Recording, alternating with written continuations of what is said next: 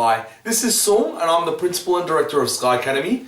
In this episode, what I would like to do is go through simultaneous equations and take what we know about simultaneous equations one step further. And the step further that I want to take simultaneous equations is to bring it into the realm of quadratics. So it's not just linear simultaneous equations, but quadratic simultaneous equations. And so some of these questions will involve quadratics, some of them will involve other types of functions which we'll learn about. In this particular equation, you've got a circle, all right? Here you've got a hyperbola, and here you've got mishmash where the highest power is 2. So basically what we're doing is simultaneous equations where the highest power will end up being 2, right? When the highest power ends up being 2, you've got something in that can be brought back down to a quadratic form, okay? And I'll show you what I mean. So let's have a look at this particular example, and I'll show you what I mean by that. So if you've got x plus y equals to 5, and you've got x squared plus y squared equals to 13, I'm going to start off by rearranging this equation, all right? Let's rearrange that equation. So 1 ends up being, let's see, let's make it x is equal to 5 minus y, okay? So see how we brought the y from the left-hand side to the right-hand side?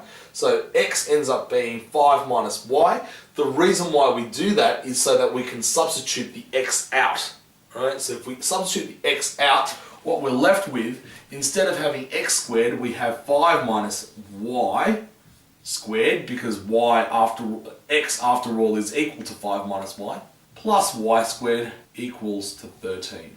Does that make sense? Good.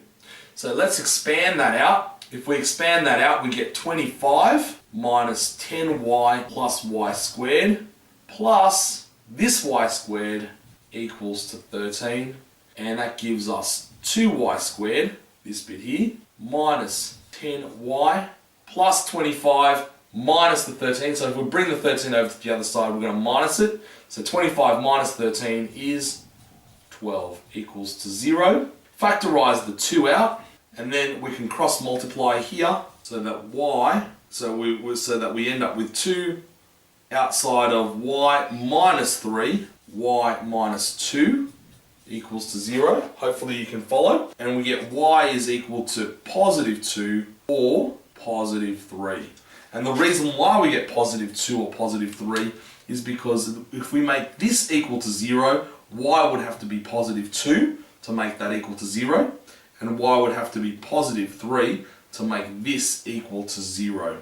Okay, so y is equal to 2 or 3, and then x would be equal to, and then we bring 2 and 3 over here, alright? So x minus 5, so x equals to 5 minus 2, which is 3, and x equals to 5 minus 3, which is 2. So our answer is going to be either 2, 3 or 3, 2. This one here is probably a little bit easier.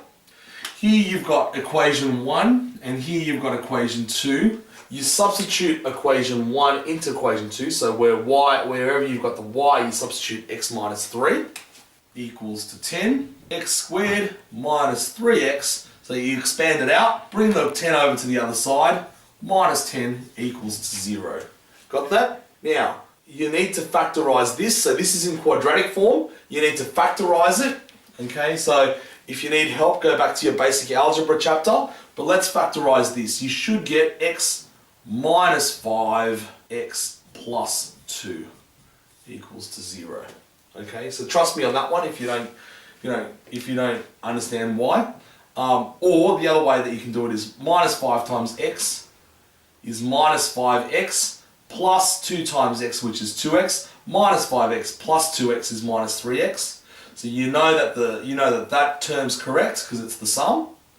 And then minus 5 times minus 5 times plus 2, or negative 5 times positive 2, is minus 10. So you know that that's the factorized form of this, all right, which is just what we need, which means x equals to negative 2 and positive 5. The reason it equals to negative 2 is because if we make that equal to 0, x would have to be negative 2.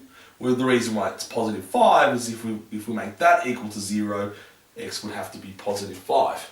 Does that make sense? Now y, on the other hand, you get by just substituting this into here. So minus 2 minus 3 gives you negative 5.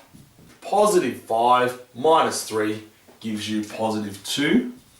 And you see the same thing happens here. So x times y should give you 10. Minus 2 times minus 5 gives you 10. Just as easily as plus 5 times plus 2 gives you 10 as well. Alright? So your answer, of which there'll be 2, can be minus 2 minus 5 or plus 5 plus 2. Does that make sense? Alright. Now, you don't need to put the plus there. It's optional. I have just to kind of differentiate the fact that it's that here you've got the negative, right? But you really don't need the plus there at all. It's just there just to highlight the fact that it's positive. Alright? Good. This is pretty much done in a very similar fashion, okay? Although the algebra gets a little bit more complicated, okay? So shall we have a go at this question here? Let's have a go. What I would do is I would rearrange equation 1 and substitute it into equation 2. You rearrange equation 1 so that y is the subject. So y would be 11, and then you bring the 3 over to the other side, or the 3x over to the other side, minus 3x. So you got y is equal to 11 minus 3x. Just simply by taking this number and bringing it over to the other side. Got that? Okay, so you got y is equal to 11 minus 3x. I would then substitute equation 3 into equation 2. So you should be left with 2x squared minus x outside of 11 minus 3x. And you basically take that number, put it in where the y is, alright? Minus 11 minus 3x equals 10. Got that? Let's simplify this. So you get 2x squared minus 11x plus 3x squared minus 11 plus 3x. Bring the 10 over to the other side. Minus 10 equals 0. Do you see what we've done? Alright, so we've turned this expression into one long expression where the highest power is x squared. So in other words, we know that this will end up becoming a quadratic equation. Okay, so let's simplify this. Alright, the 2x squared plus the 3x squared becomes 5x squared. Minus 11x plus 3x gives you minus 8x. Minus 11 minus 10 becomes minus 21 equals to 0. Okay, if we use the cross method, we can find that with this cancels, well not cancels, if we use the cross method, we find that this factorizes down.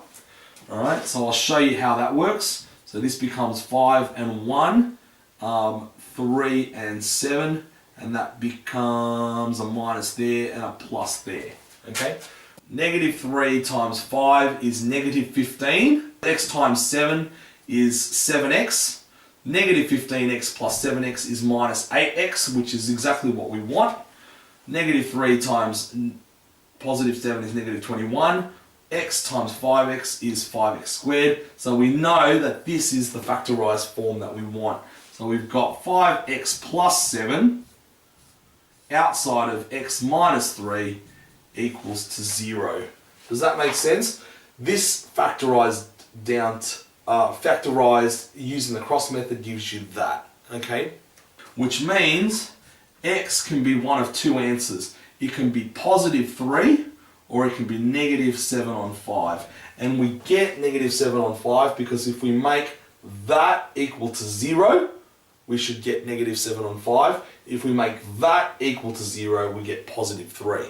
Okay? You can test them out later at your own pace just to make sure that I'm right there. Alright? So now, to work out what y is equal to, you substitute this back into there. So you've got 11 minus 3 times 3, which is 9. 11 minus 9 is 2. And you do the same thing here. 11 minus 3 times negative 7 on 5. Let's work that out over here.